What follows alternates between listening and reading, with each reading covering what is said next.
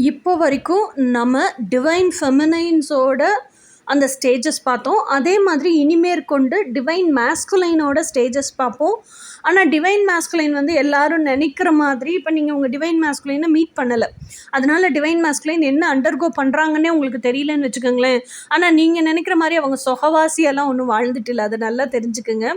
எந்த அளவுக்கு divine feminine வந்து டிவைன் ஃபெமினைன் ஆகிறதுக்கு என்னெல்லாம் ஸ்டேஜஸ் க்ராஸ் பண்ணி வந்திருக்கோமோ, என்னெல்லாம் லைஃப் லெசன்ஸ் கற்றுட்ருக்கோமோ, என்னெல்லாம் இன்னர் ஒர்க் பண்ணணுமோ, அது நம்ம எமோஷன்ஸ்லேருந்தே உள்முகமாக பண்ணுறோம்.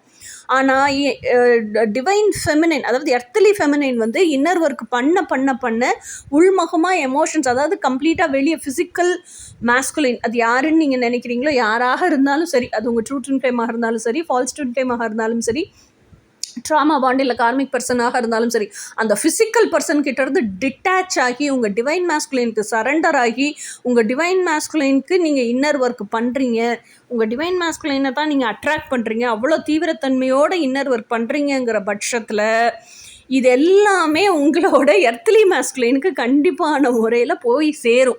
ஓகேயா? உங்கள் எர்த்லி மேஸ்குலைன் கண்டிப்பான முறையில் டிவைன் மேஸ்குலைன் அனுப்பிச்சி வைப்பாங்க எர்த்லி மேஸ்குலைனுக்கு. ஓகேயா?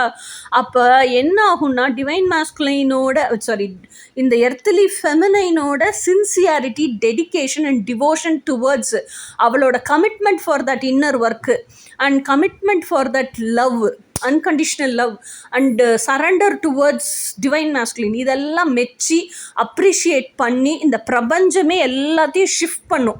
ஓகேயா? எல்லாத்தையுமே ஷிஃப்ட் பண்ணும்போது அந்த டிவைன் மேஸ்குலைனோட எனர்ஜி இந்த பூமி எவன் எர்த்லி மேஸ்குலைனோ அவனோட வாழ்க்கையில் இருக்க சூழ்நிலைகளையே மாற்றி அமைக்கும். உண்மையான பர்சன் யார், பொய்யான பர்சன் யாருன்னு காமிச்சு கொடுக்கும். அப்போது நிறைய அடி விழுகும் புற சூழலில், வாழ்க்கையில், பிஸ்னஸில் அடி விழுகும், பர்சனல் லைஃப்பில் அடி விழுகும், ரிலேஷன்ஷிப்ஸில் அடி விழுகும் மேஸ்குலைனுக்கு. ஓகேயா? எர்த்லி மேஸ்குலைனுக்கு. அப்போ அந்த புற சூழல்லேருந்து அந்த சூழலை ஹேண்டில் பண்ண கற்றுக்குவான், அதை கொடுத்த மனிதர்களை ஹேண்டில் பண்ண கற்றுக்குவான்.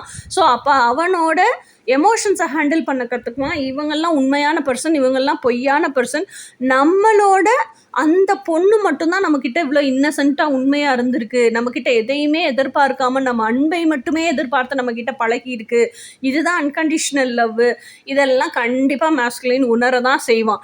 ஸோ அப்போது எர்த்லி மேஸ்குலைன்லேருந்து டிவைன் மேஸ்குலைனாக கன்வெர்ட் ஆகிற கன்வர்ஷன் அவனுக்குமே இந்த ட்வின் ஃப்ளேம் ஜேர்னியில் கண்டிப்பாக நடக்கும். அவனுக்கு ட்வின் ஃப்ளேம் கான்செப்டே தெரியல, இல்லை இதுதான் ட்வின் ஃப்ளேம் இதனால தான் நமக்கு நடக்குதுங்கிற பின்புலம் தெரியல அப்படின்னாலும், எப்போ ஃபெமினைன் ஒர்க் பண்ண ஆரம்பிக்கிறீங்களோ கண்டிப்பாக இந்த மாற்றம் பூரா மேஸ்குலைனுக்குள்ளேயும் நடக்கும். அந்த மாற்றத்தை பூரா இனி 1 by 1 பார்ப்போம்.